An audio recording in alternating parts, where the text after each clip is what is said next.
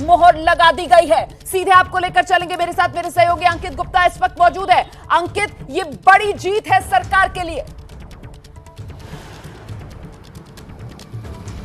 निश्चित तौर पर एक बड़ी जीत है क्योंकि जब ये फैसला लिया गया था उस दौरान मैं संसद भवन में मौजूद था और मैंने जो तमाम राजनीतिक दलों से बात की थी, तमाम जो विपक्षी दलों से बात की थी, उनका यही कहना था कि देखिए ये चुनावों को ध्यान में रखकर के सरकार ने फैसला लिया है, सुप्रीम कोर्ट में मामला जाएगा और सरकार को मुंह की खानी पड़ेगी। लेकिन आज ऐसा हुआ नहीं है, सरकार के पक्ष में फैसला आ गया है। भले ही बहुमत के आधार पर ही हो, लेकिन फैसला बहुमत का ही माना जाता है। लिहाजा सरकार की तरफ से निश्चित तौर पर देखिएगा, अभी जल्द ही बयान भी सामने आएंगे। सरकार की तरफ से कई मंत्री भी सामने आ सकते हैं सुप्रीम कोर्ट के इस फैसले के बाद में। वहीं बीजेपी की तरफ से भी कई जो है नेता, बड़े नेता सामने आ सकते हैं जो ये कहेंगे कि देखिए सरकार का जो कदम था वो जनता के हितों में को ध्यान में रखते हुए किया गया था और सामाजिक समानता जिसका आप भी लगातार जिक्र कर रहे हैं उसको ध्यान में रखते हुए किया गया था। और ऐसे में तमाम विपक्षी पार्टियां हैं वो निश्चित तौर पर अब जस्टिस यू ललित और जस्टिस रविंद्र भट्ट की तरफ से जो कहा गया है उसका जिक्र जरूर करेंगी। लेकिन अब इस बात में कोई दो राय नहीं है कि सरकार का जो संविधान संशोधन किया था, 103वां संवैधानिक संशोधन जो किया था वो ठीक है। और वो अगर संविधान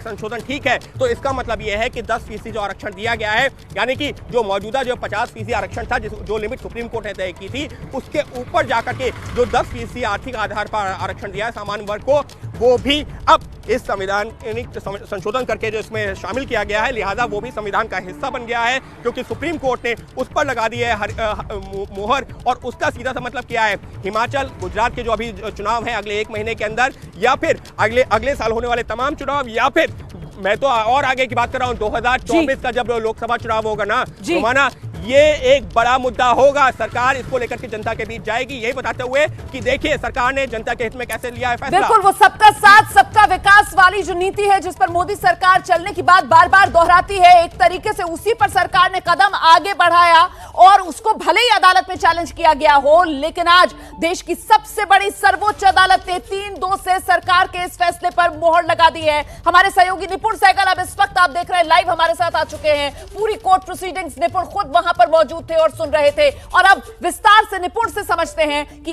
ईडब्ल्यूएस के लिए आरक्षण जारी रहेगा। ये ऐतिहासिक फैसला निपुण,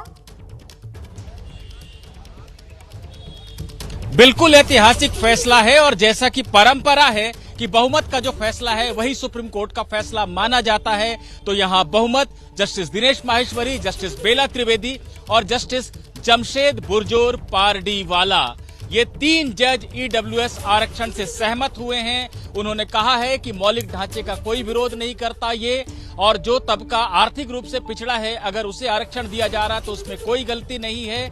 और बहुत सा वर्ग है जिसको पहले से आरक्षण मिला हुआ है, ऐसे में उसको इस कोटे में लाकर जोड़ना जरूरी नहीं है। 2 जज चीफ जस्टिस उदय उमेश ललित और जस्टिस एस रविंद्र भट्ट का निष्कर्ष अलग है।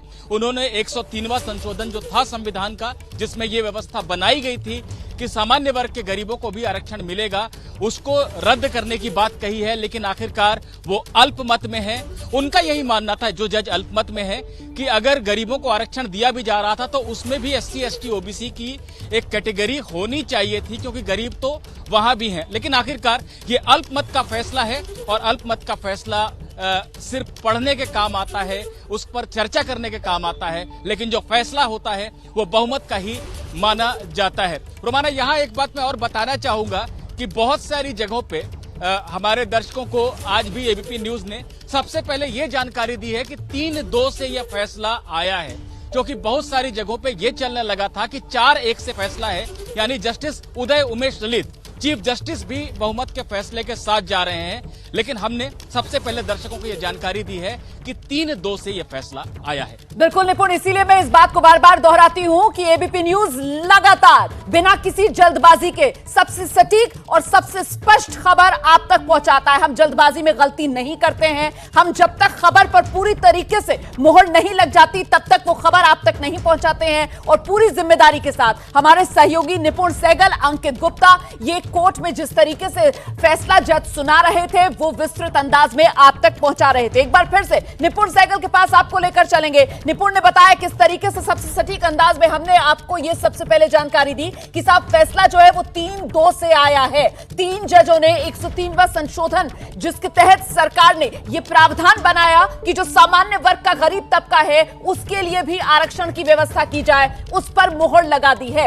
ऐसे में निपुण बार बार एक बात जो दोहराई जा रही थी, वो लोग जो सरकार के इस फैसले के खिलाफ सुप्रीम कोर्ट गए थे कि साहब ये एससी, एसटी, ओबीसी उनका कहीं ना कहीं हक मारने की कोशिश की जा रही है और ये बैकडोर के जरिए आरक्षण को ही खत्म करने की एक साजिश है। उन तमाम आपत्तियों पर भी सुप्रीम कोर्ट के इस फैसले से विराम।